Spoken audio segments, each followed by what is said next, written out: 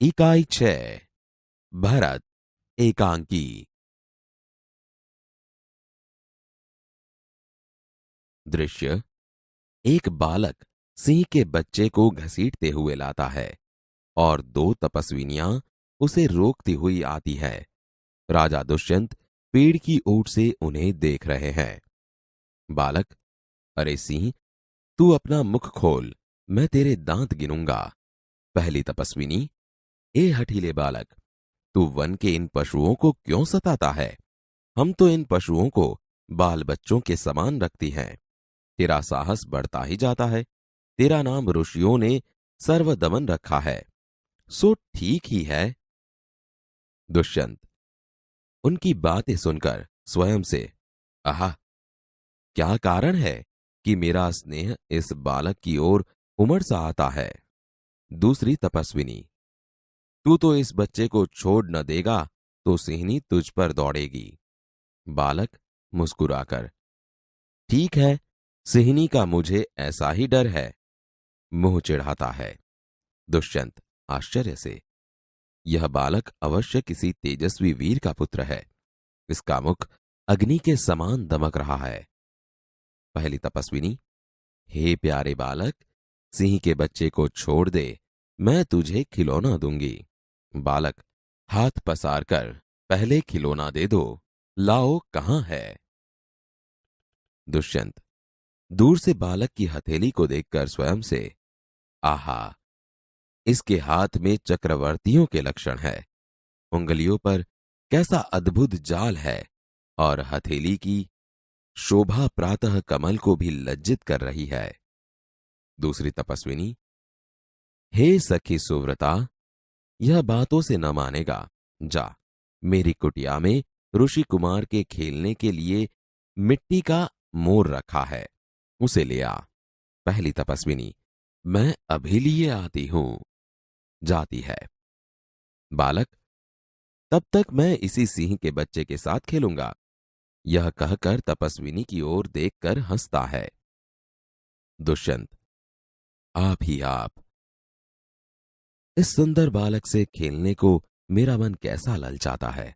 आह भरकर, धन्य है वे मनुष्य जो अपने पुत्रों को गोद में लेकर उनके अंग की धूलि से अपनी गोद मैली करते हैं और पुत्रों के मुख अकारण हंसी से खुलकर उज्जवल दांतों की शोभा दिखाते और तुतले वचन बोलते हैं। दूसरी तपस्विनी, क्यों रे ढीठ, तू मेरी बात कान नहीं धरता? इधर उधर देखकर, कोई ऋषि कुमार यहां है?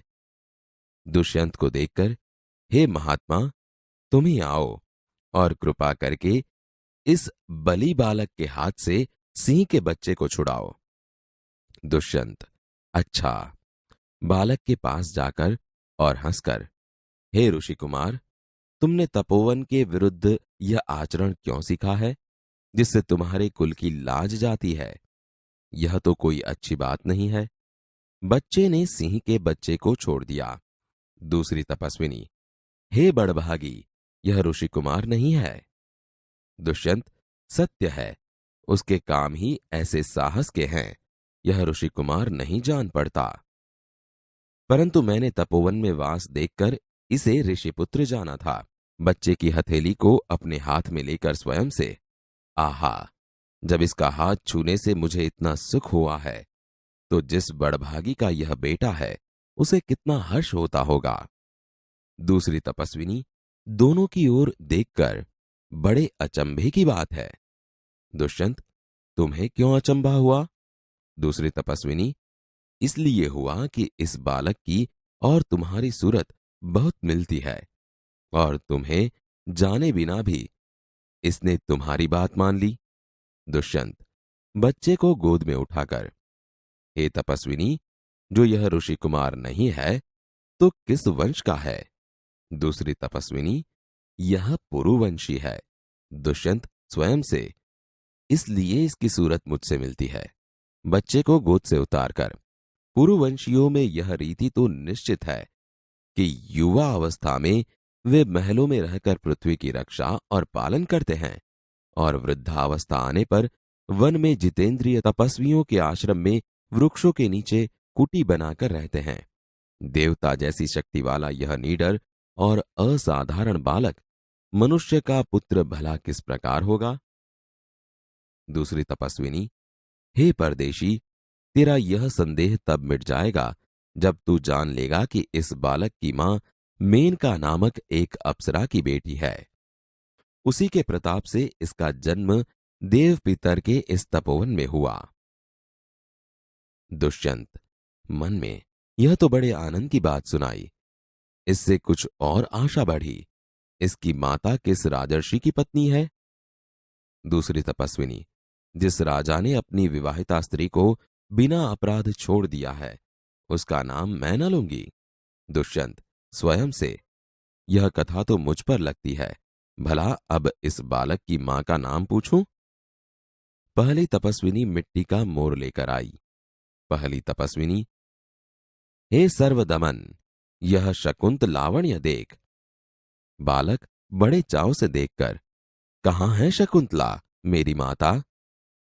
दूसरी तपस्विनी हंसती हुई, यहां तेरी माता नहीं है, तुम इस नाम से धोखा खा गए। सर्वदमन, मैंने तो कहा ही था मिट्टी के मोर को देख। दुष्यंत स्वयं से, इसकी मां मेरी ही प्यारी शकुंतला है या इस नाम की कोई दूसरी स्त्री है?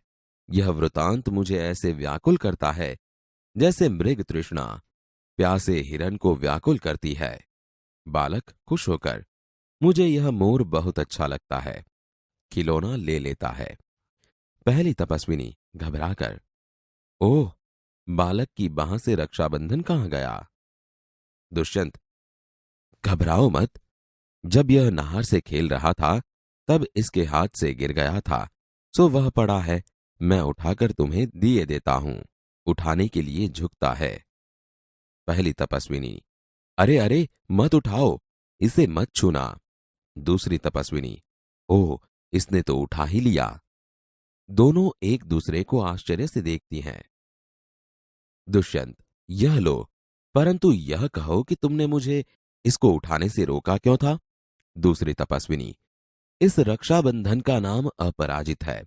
जिस समय इस बालक का नामकरण हुआ था तब महात्मा मरीचि के पुत्र कश्यप ने यह धागा दिया था। इसका गुण है कि कभी यह धरती पर गिर पड़े तो इस बालक के माता पिता को छोड़कर इसे कोई दूसरा न उठा सके। दुष्यंत, और जो कोई उठा ले तो क्या होगा? पहली तपस्विनी, तो यह तुरंत सांप बनकर उसे डसता है। दुष्यंत, तुमने कभी ऐसा होते देखा है? पहली तपस्विनी, अनेक बार। दुष्यंत प्रसन्न होकर, तो अब मेरा मनोरथ पूरा हुआ। मैं क्यों न आनंद मनाऊं? बालक को गोद में लेता है, पर्दा गिरता है।